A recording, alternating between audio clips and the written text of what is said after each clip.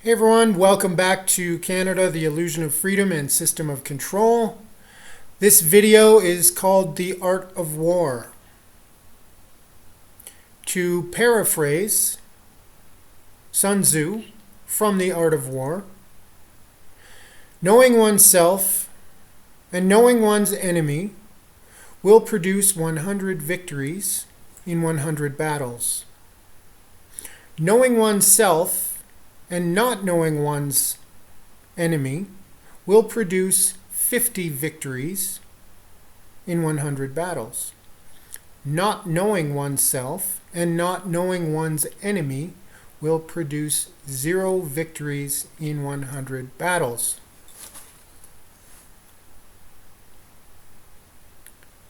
Words to live by. Know your enemy. Think of it this way. The game of chess. If you know and understand how the pawn and the rook move in the game only, and you challenge a chess master to a game of chess, are you going to stand any chance of winning? Knowing only what the pawn does and the rook does? Of course not. There is a lot of basic information that's had a resurgence in the last few years.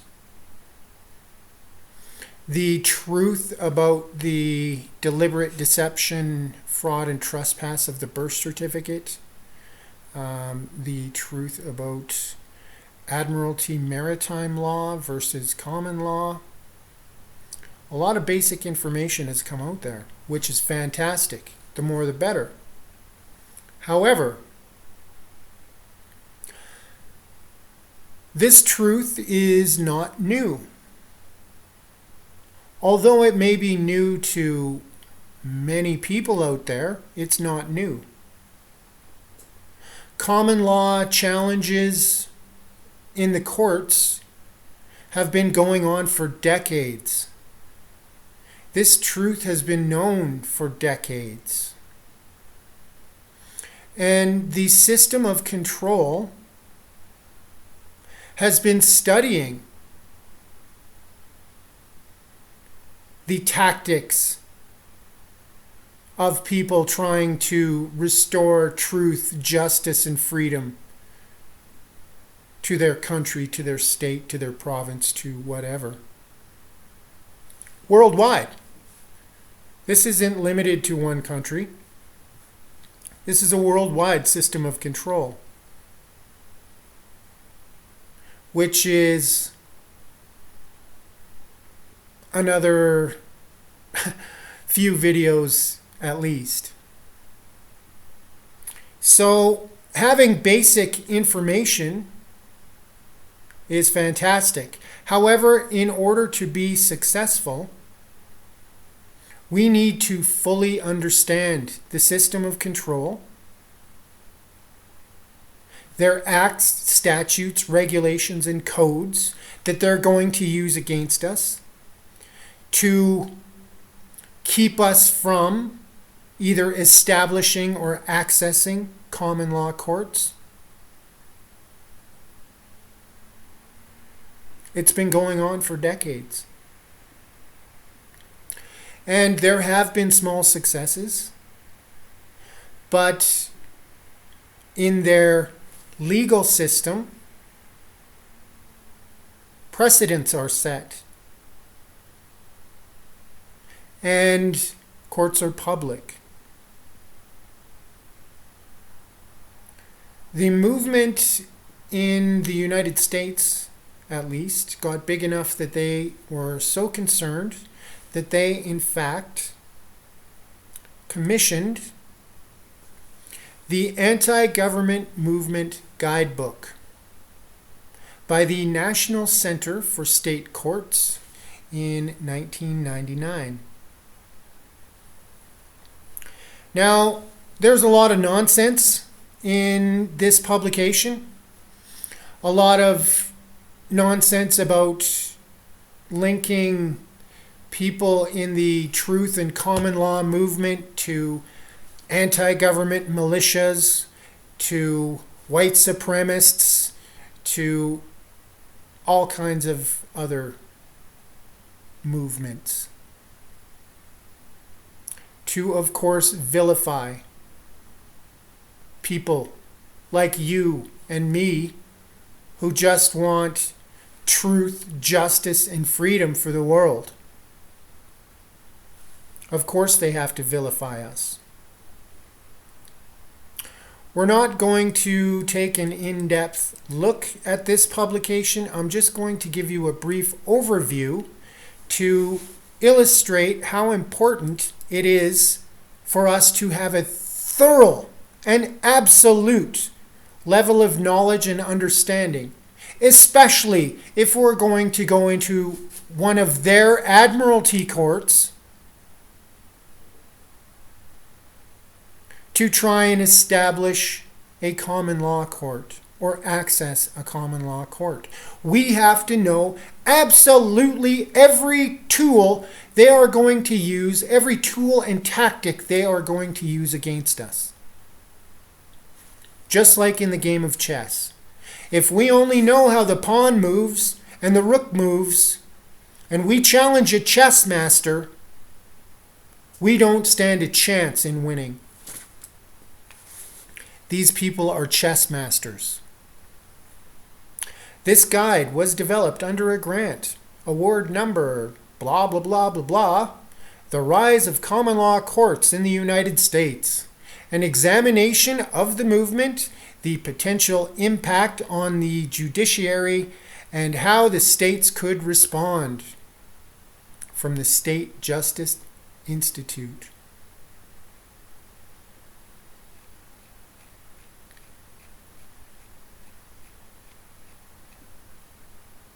Again, we're not going to go through this in depth.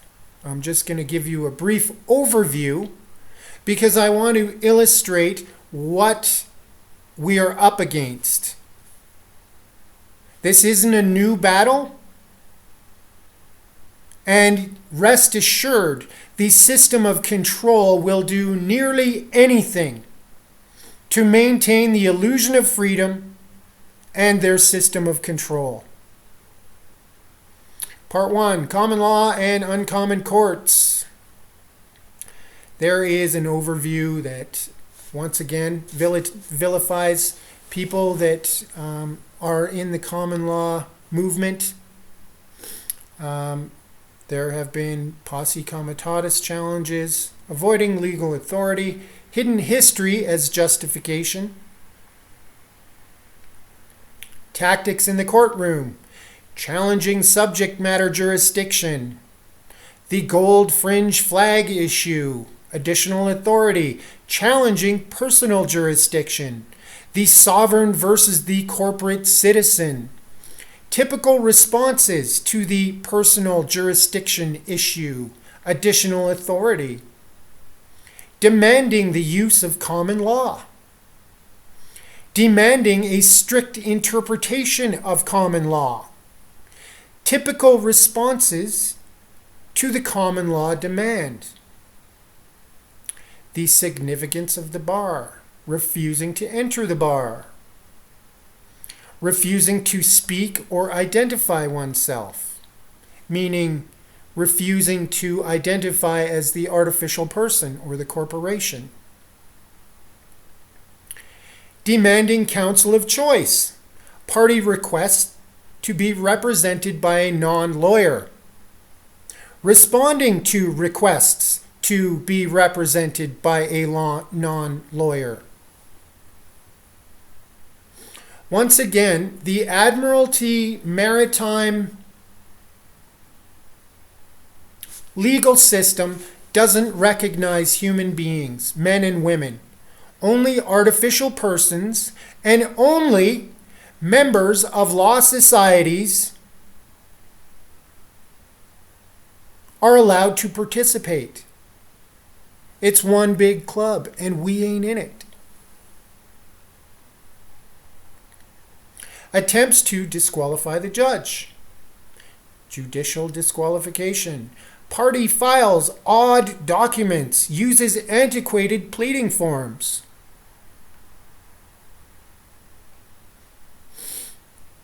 Tactics outside the courtroom. Interactions with the clerk. Appearance at office window or counter of the court clerk. Responses by the court clerk.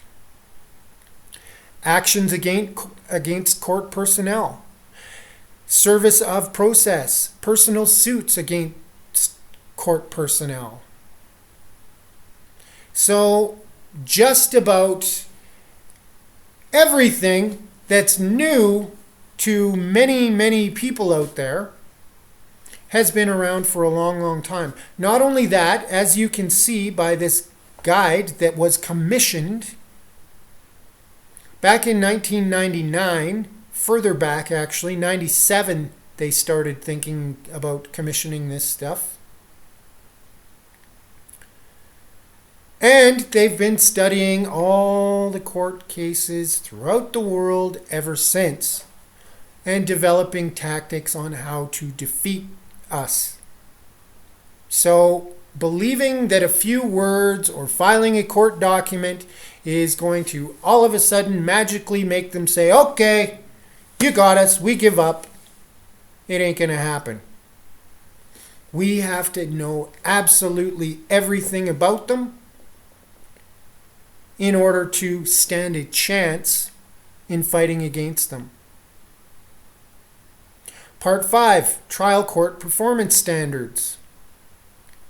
And underneath that, they give 3 appendices. A resource guide, legislative responses, how they can write new laws to squash us, helpful websites, listserv, movement sources, movement web pages. So once again, it links common law movement to militias, anti-government movements, white supremacy movements, in order to vilify average, ordinary, everyday people seeking truth, justice, and freedom. Movement documents, so it has tactics, briefs and filings, movement manifestos, and other things of note. There are also references to some court cases they use as examples. So once again, we're not going to go through this entire document. I just wanted to make people aware of how important not only basic fundamental knowledge is important, but to really get into this fight, you need to study their acts, statutes, and regulations, rules of the court, rules of civil procedure. You have to study all of that.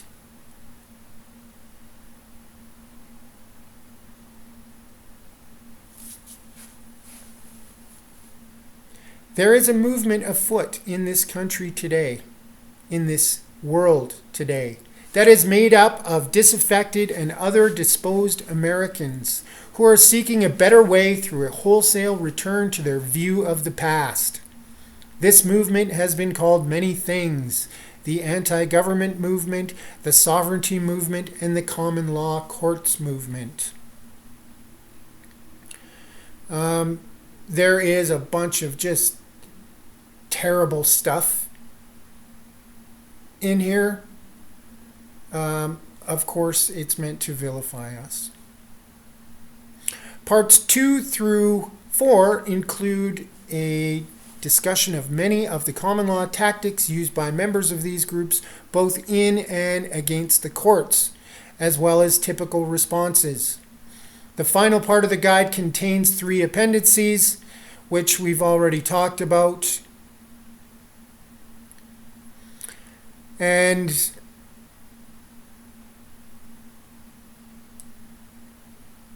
finally, the authors again ask the reader to consider Justice Brandeis' warning and remember that when dealing with followers of the various movements, you are foremost representatives of the government they see as corrupt, and they are foremost American citizens.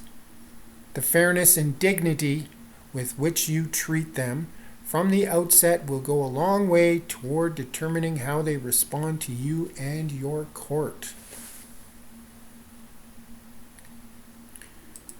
So they're basically vilifying anyone interested in the truth, and they are telling the judges you're doing the right thing. You're upholding the law by crushing these people trying to restore truth, justice, and freedom back to the land, to restore law of the land and abolish the law of the sea to the sea where it belongs. The art of war. Know your enemy. The game of chess. Knowing the pawn and the rook, how they move in the game, and challenging a chess master to a game of chess is not going to produce the desired outcome. Everyone needs to develop their own level of knowledge and understanding based on their intentions. If you intend to jump into court and battle these people in their courts that were designed to protect them from us, then you better know every tool and tactic and act and statute and regulation they're going to throw at you. Knowledge is key, my friends. Stay tuned. The next video will be coming shortly.